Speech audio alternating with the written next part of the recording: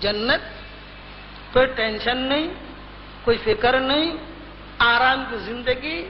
بڑے سکون کی، کسی قسم کا کوئی فکر نہیں، بس یہ خالی اتنا کھا لے ہوئے، کیا فرق پڑتا، چکھ لے ہوئے، چلو کھانا نہیں ہے تو چکھ لو۔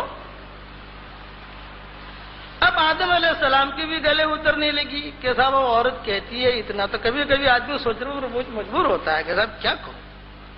کہہ رہی ہے۔ تھوڑے سے آگے بڑھے، پھر دل میں آیا کہ بھئی وہ اللہ نے منع کیا ہے اس لیے ذرا ٹھیک نہیں، واپس آ گئے۔ اب ابلیس نے جو ہے پھر کوشش کرنی شروع کی، پھر دوسرے دن تھوڑے سے آگے بڑھے، پھر واپس آ گئے۔ لیکن ایک دن ایسا آیا کہ اسے چکھ ہی لیا، جہاں چکھا تو قرآن شریف میں یہ ہے کہ فوراً ان کے اوپر جو جنت کا لباس تھا وہ لباس اتر گیا، دونوں ننگے ہو گئے۔ اب جب دونوں جو ہے بالکل مادر ذات جس جنت میں یہ ہو گئے دونوں، تو دونوں بڑی عجیب چیز ہے یہ کہ صاحب یہ کیا،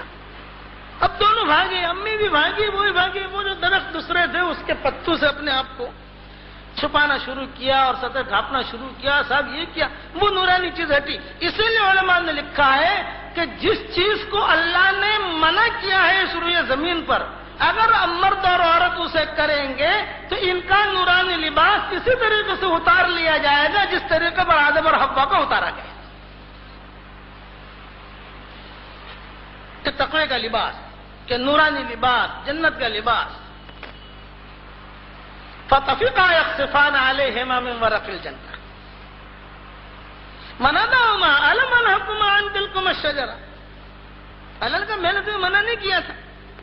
اچھا اب اس میں ایک اعتراض، ایک چیز دل میں کھٹکتی ہے، کبھی اللہ نے منع کیا تو انہوں نے کھایا کیوں؟ ایک دل میں یہ بات کہ اللہ نے چیز منع کر دی تو کھایا کیوں؟ تو دیکھو منع کرنا دو قسم کا ہوتا ہے، ایک تو تشریعی طریقے پر منع کرنا ہوتا ہے، شرعاً آرڈر مت کھانا، اور ایک شفقتاً منع کرنا ہوتا ہے، شفقتاً منع کرنا، دونوں میں فرق ہے۔ مثال کے طریقے پر ریل کی مثال لے لو آپ، ریل میں سفر کر رہے ہیں، اگر کوئی آدمی ٹکٹ نہ خریدے تو یہ قانوناً بھی جرم ہے اور شرعاً بھی جرم ہے۔ کہا جائے گا کہ صاحب تم نے ٹکٹ کیوں نہیں خریدا تھا، قانوناً بھی ٹھیک نہیں، شرعاً بھی ٹھیک نہیں۔ لیکن اسی ریل میں ایک بورڈ یہ بھی لگا ہوتا ہے کہ ڈو ناٹ اسپیڈ کی، یہاں تھوکنا مت، تو یہ بھی منع کرتے ہیں حکومت، لیکن یہ شفقتاً کہ دیکھو میں تھوکنا مت، بیماری پھیلے گی، گندگی پھیلے گی، تو منع وہ بھی ہے، منع یہ بھی ہے، لیکن وہ بڑے درجے کا منع ہے اور یہ کم درجے کا، کہ تھوکنا مت، ذرا یہاں پر گندگی پھیلے گی، بیماری پھیلے گی۔ تو یہ جو حکم تھا ان کا، منع کہ اس درخت کے قریب مت جانا، یہ شفقت کے لیے تھا۔ جیسے بچوں، چھوٹے بچوں کو کہتے ہیں بیٹا چکم نہیں کھایا کرتے بیٹا، چاہے حرام نہیں ہے لیکن پھر ہم شفقتیں منع کرتے ہیں، بیٹا ٹھنڈا پانی نہیں پیتے، بیٹا ٹھنڈا پانی، اب حرام نہیں ہے ٹھنڈا پانی پینا، لیکن وہ کیوں کہ اس کو سردی ہو جائے گی، بیچارہ بیمار ہو جائے، بیٹا آئس کریم مت کھانا، باپ آئس کریم کھا رہا ہے، بیٹے کو منع کر رہا ہے نا، کہ بیٹا آئس کریم مت کھانا، بیٹا تجھے سردی ہو جائے گی، تھی شفقت۔ تو یہ حکم جو تھا آدم اور حوا علیہ السلام کو، یہ شفقتاً تھا، منع شفقتاً کہ دیکھو مت جانا، لیکن اللہ کا نظام، واللہ غالب علی امرہ، اللہ کو دنیا کا نظام چلانا تھا۔ تو اللہ جل جلالہ عما نوالہ کو جب اللہ نے جب دیکھا کہ دونوں نے درخت کو کھا لیا یا اس کا پھل کھا لیا، چاہے گیہوں ہو یا انجیر ہو یا انگور ہو، جو بھی ہو،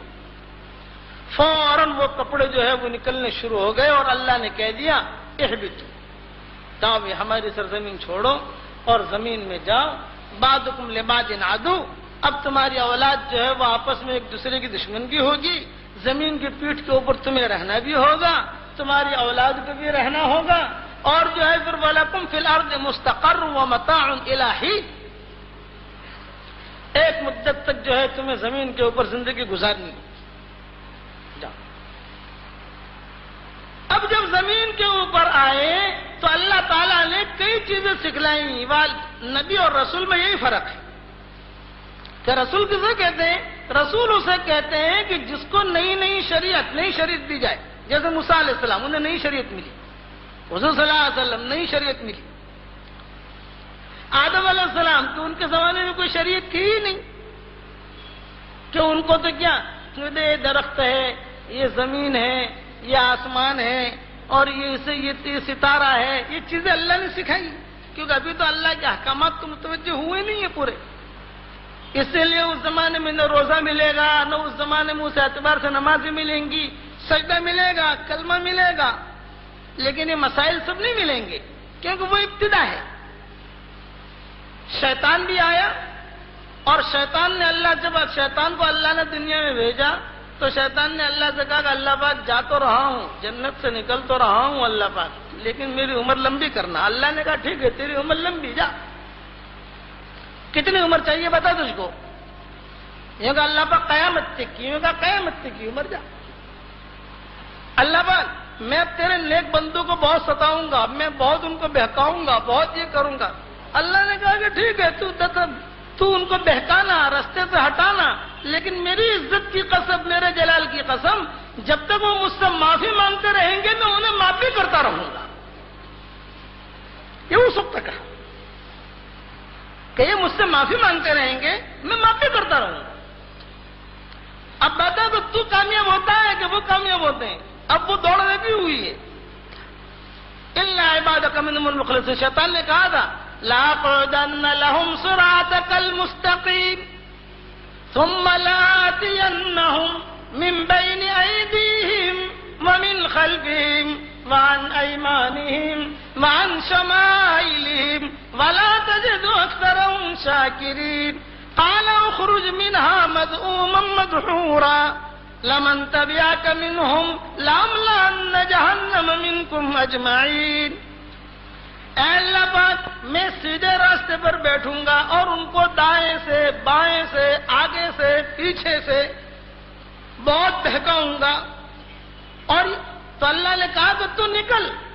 جو میرے ماننے والے ہیں وہ تیرے باتوں میں نہیں آئیں گے، لیکن انسان ہے، کچھ چوک بھی ہو جائے گی تو میری عزت کی قسم، میرے جلال کی قسم، جب تک وہ معافی مانگتے رہیں گے میں انہیں معاف بھی کرتا رہوں۔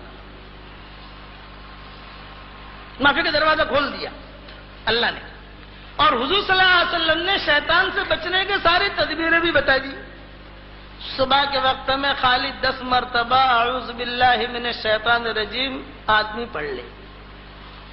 اور مغرب کی نماز کے بعد 10 مرتبہ پڑھ لے،